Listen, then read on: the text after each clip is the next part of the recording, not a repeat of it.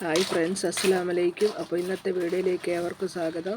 ഇന്ന് മഴയില്ല, കുറച്ച് വെയിലറച്ചുകൊണ്ട് പുറത്തുനിന്ന് തീ പിടിപ്പിക്കാൻ വിചാരിച്ചു. മാത്രമല്ല ഗ്യാസ് തീർന്നാലാണ് ഈ അടുപ്പിലേക്ക് വരിക. ഇത് പുറത്തുള്ള അടുപ്പാണ്, ഞങ്ങൾ തന്നെ ഉണ്ടാക്കിയതാണ്.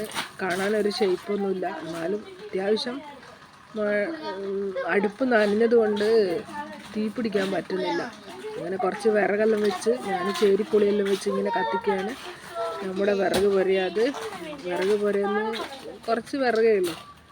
അപ്പോൾ ഇവിടുന്ന് അധികം പുകയിച്ചാൽ അപ്പുറത്തെ വീട്ടുകാർക്ക് പ്രശ്നം. അതുകൊണ്ട് ഞങ്ങളങ്ങനെ പുകയിച്ച് കത്തിക്കാറില്ല, അധികവും ഗ്യാസും വന്നാണ് ചെയ്യാറ്. അപ്പോൾ ഇന്ന് ഗ്യാസ് തീർന്നതുകൊണ്ടാണ് പുറത്തേക്ക് വന്നത്.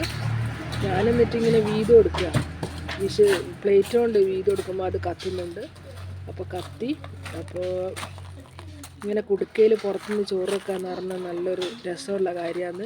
റിസ്വാൻ എൻ്റെ കൂടെയുണ്ട്. റിസ്വാൻ ഇടയ്ക്കിടയ്ക്ക് അടുപ്പിൽ തീ കത്തിച്ചിട്ട് പുറത്തേക്ക് പോകുന്നുണ്ട്, ഒരു ഓലക്കണ്ണിയൊക്കെ എടുത്തിട്ട്.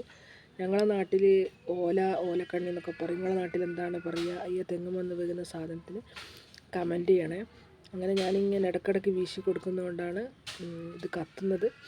അപ്പോൾ ഈ കുടുക്കയിൽ ചോറ് വെച്ചാൽ ഒരു പ്രത്യേക ടേസ്റ്റാണ്, മൺകലത്തിൽ. ഇപ്പോൾ റിസ്വാനുണ്ട് ഓലക്കണ്ണിയും കൊണ്ട് വരുന്നത്. റിസ്വാൻ തീ കൊണ്ട് കളിക്കുകയാണ്. റിസ്വാനോട് എത്ര പറഞ്ഞിട്ടും കാര്യമില്ല, റിസ്വാൻ അതും കൊണ്ട് കളിക്കും. അങ്ങനെ ഇന്നത്തെ വീഡിയോ നിങ്ങൾക്ക് ഇഷ്ടപ്പെട്ടെന്ന് വിചാരിക്കുന്നു. അപ്പോൾ എല്ലാവരും സബ്സ്ക്രൈബ് ചെയ്യുക, ലൈക്ക് ചെയ്യുക, ഷെയർ ചെയ്യുക, അപ്പോൾ കമൻറ്റ് ചെയ്യുക. എന്നെപ്പോലത്തെ തുടക്കക്കാർക്ക് നിങ്ങളെപ്പോലത്തെ പ്രോത്സാഹകന്മാരുണ്ടാകണം. അപ്പോൾ നിങ്ങൾ പ്രോത്സാഹിച്ചാലാണ് ഞങ്ങൾക്ക് മുന്നോട്ട് പോകാൻ പറ്റൂ. എനിക്ക് യൂട്യൂബ് ചാനൽ തുടങ്ങുമ്പോൾ യാതൊരു